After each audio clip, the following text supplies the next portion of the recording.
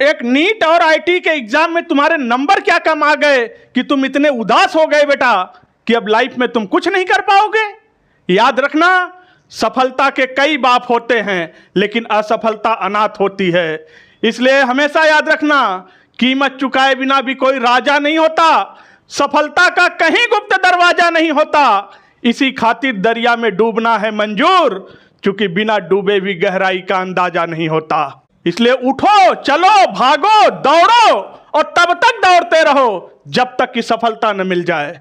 और अपने आप को साबित करके दुनिया को दिखा दो कि उठती हुई लहरों को साहिल की दरकार नहीं होती, हौसलों के आगे कोई दीवार नहीं होती। जलती हुई एक चिराग ने आधियों से कहा, हिम्मत है तो बुझा के दिखा, मुझे जलने के लिए किनारों की दरकार नहीं होती। ईश्वर ने तुम्हें एनर्जी का पावर हाउस बनाया है।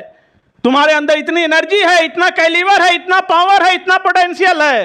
एक परीक्षा क्या तुम 100 परीक्षा फोड़ सकते हो, केवल तुम्हारे अंदर कॉन्फिडेंस आ जाए। याद रखना, उम्र का और प्रतिभा का आपस में नाता नहीं कोई, हमेशा टैलेंट गाता है, इस दुनिया में इंसान गाता नहीं कोई।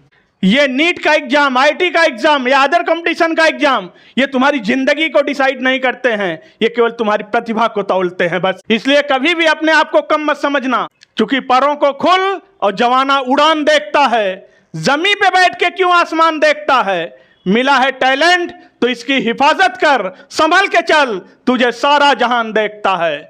इसलिए थोड़ा सा नंबर कम आ गया, इसको लेके बहुत ज्यादा उदास, बहुत ज्यादा टेंशन, डिप्रेशन, इसमें जाने की जरूरत नहीं है। बीपी बढ़ाने की जरूरत नहीं है, शुगर बढ़ाने की जरूरत नहीं है, केवल कॉन्फिडेंस बढ़ाने की जरूरत है। थोड़ा सा एग्जाम में नंबर कम क्या आ गया कि बच्चा गलत कदम उठाने लग जाता। हमेशा याद रखना, सुविधाओं का कोई फर्क नहीं पड़ता, सुविधाओं से सिलेक्शन नहीं होता, सिलेक्शन अभाव से होता है। सुविधा से सिलेक्शन नहीं मिलता, अभाव से सिलेक्शन मिलता है। और ब्लेम करना छोड़ दो, हर चीज को अपने ऊपर लेना सीख लो। मैं तुम्हें एक छोटी सी स्टोरी सुनाता हूं। एक बहुत बड़े जंगल में आग लगी हुई है और जंगल के अगल बगल के मोहल्ले के लोग बाहर खड़े होकर इस भीषण आग को देख रहे हैं। और उसी वक्त एक वृद्ध औरत कटोरे में पानी ले जाकर उस आग पर डाल रही है, कटोरे से पानी ले जाकर उस आग पर डाल रही है।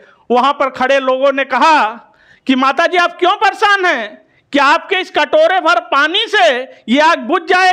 तो उस वृद्ध औरत ने कहा, मुझे पता है बेटा कि इस कटोरे भर पानी से आग नहीं बुझेगा, लेकिन कभी जब इतिहास इस आग का आकलन करेगा तो हमारा नाम आग बुझाने वालों में आएगा, आग लगाने वालों में नहीं आएगा। हर चीज आपके कंट्रीब्यूशन पे डिपेंड करता है। इसलिए नीट 2025 में जिन बच्चों का सिलेक्शन नहीं हुआ है वो बच्चे नीट 2026 के लिए अलर्ट हो जाएं, प्रिपरेशन में लग। और जेई वाले बच्चे जिनका 2025 में सिलेक्शन नहीं हुआ है, मेंस में या एडवांस में कोई कॉलेज नहीं मिला, वो 2026 के लिए तैयार हो जाएं। आप लोग पीसी सर से पढ़ने वाले लोग हैं, इतना होपलेस हो ही नहीं सकते। इस बार नीट 2025 में जो रिजल्ट आया हुआ है, जिनकी रैंक ओपन में, जनरल में 27,000 तक आ रही है, वो सेफ जोन में है, वो तनाव न ले, परेशान न हो। ओबीसी में जिनकी रैंक 27,500 के बीच में आ रही है, उनके लिए सेफ जोन है, उन्हें कोई बहुत हेडेक लेने की जरूरत नहीं है, मिल जाएगा। ईडब्ल्यूएस में 28,000 रैंक तक भी सेफ में है।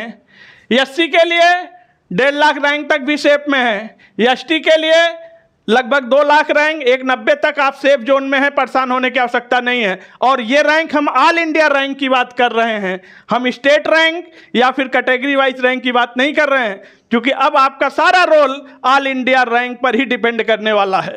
तो आप लोग वीडियो को लाइक कर दीजिए, चैनल को सब्सक्राइब कर दीजिए, बेल आइकन प्रेस कर दीजिए और अपना नीट का स्कोर कमेंट करके बताइए अपने स्टेट और अपने नाम के साथ। थैंक यू, धन्यवाद।